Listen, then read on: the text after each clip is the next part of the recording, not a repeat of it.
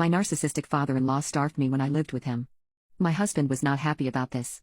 My narcissistic father-in-law starved me when I lived with him. My father-in-law has many narcissistic tendencies. From afar he can come off as charming and even generous. But behind closed doors he can be menacing and manipulative, and he seems to have always had it out for my husband since my mother-in-law married him when my husband was 14. My husband essentially went and lived at a boarding school to escape his stepfather who laid hands on him, didn't speak to his mother for 2 years, and was essentially on his own from his teens onward. He did go to live with them for a few years when he moved back to the UK, and my husband tells stories of being abused by his stepfather, who would rant and rave at him and demand sums of money from him. He also did a lot of things to make him as uncomfortable as possible in his house, and even admitted to doing it on a few occasions.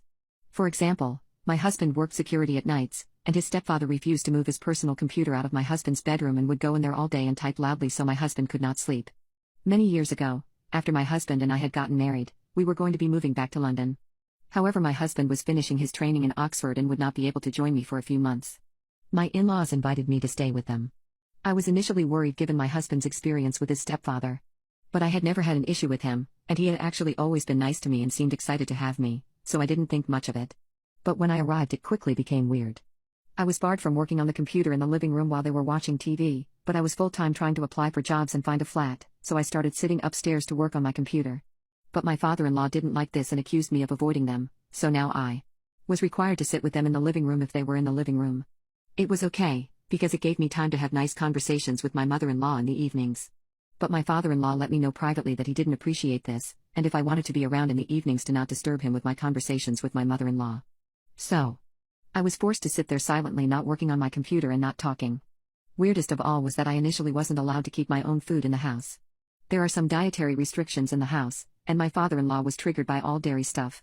My in-laws thought I couldn't follow them. Even when I was allowed to keep my own food, I wasn't allowed to cook if they were cooking or might cook soon.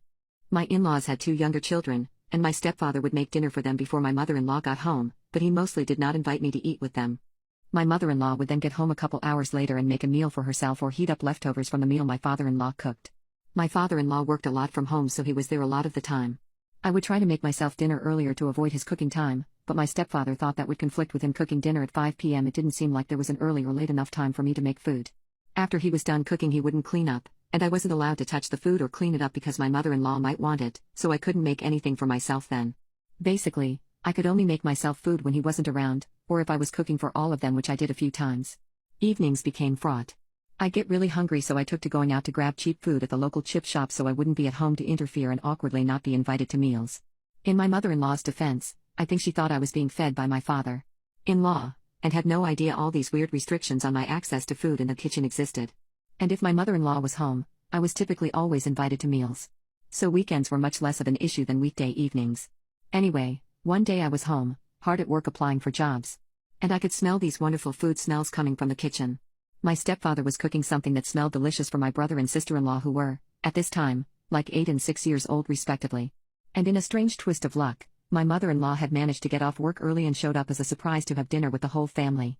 I'm sitting up in my room, plotting where I might go to get a cheap meal of my own as the food smells were really making my stomach growl, and I figured I wouldn't be invited. But then I heard my mother-in-law call up the stairs that dinner was ready and would I please join them. I was ecstatic. I was being invited to dinner. And I was going to get to eat whatever that great-smelling food was. I got downstairs and I was thrilled. They had made grilled veggies with potatoes and these delicious-looking sausages. My mother-in-law cheerfully asked me, "What kind of sausages would you like, the meaty sausages or the vegetarian sausages?" I looked at the vegetarian sausages and they were not appetizing looking. They were all shriveled and kinda gray looking, and the meat sausages looked so good. "I'll have a meat sausage, please." I was so excited. My mother-in-law was about to give me a sausage when my father-in-law stopped her. "And now you need to imagine him talking with your best Scouse accent. Oi, she can't have those sausages. The meat sausages are for the kids." Mother-in-law, "Surely she can have at least one." Father-in-law, "I made those for the kids and she can't have one." Me, "I'll just eat one." There was a plate of at least 15 sausages and I felt like there was plenty to go around. Father-in-law, "But what if the kids want seconds?" So it was decided that I would eat the veggie sausages. But at least it was food that I didn't have to buy from the chip shop and eat on a park bench on the street, so I accepted my fate. That veggie sausage was the worst veggie sausage I have ever had. It was somehow both soggy and dry. It made this squeaking noise as I ate it, but I was hungry, so whatever. I should note that my 8 and 6-year-old brother and sister-in-law were the pickiest eaters I have ever seen. I had up until that point never seen my brother-in-law eat anything other than potatoes, bread, and cheddar. My sister-in-law, I think, primarily subsisted on white carbs and candy. I looked over at their plates, and they had eaten the potatoes, but the sausages sat there untouched. My father-in-law noticed that the kids weren't eating their sausages and piped up. Father-in-law, kids, you better eat those sausages. Brother-in-law, I don't like them. Sister-in-law, you know we hate sausages, Papa. An argument ensued with my father-in-law yelling at my brother and sister-in-law to finish their sausages, but they refused. And I'm starting to get excited.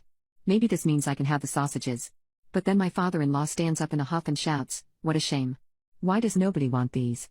He went over, grabbed their plates and tossed them and all the other leftover meat sausages in the trash. My husband visited a few weeks later and I told him about this incident. It led to a fistfight between my husband and father-in-law, actually, a fight my husband won.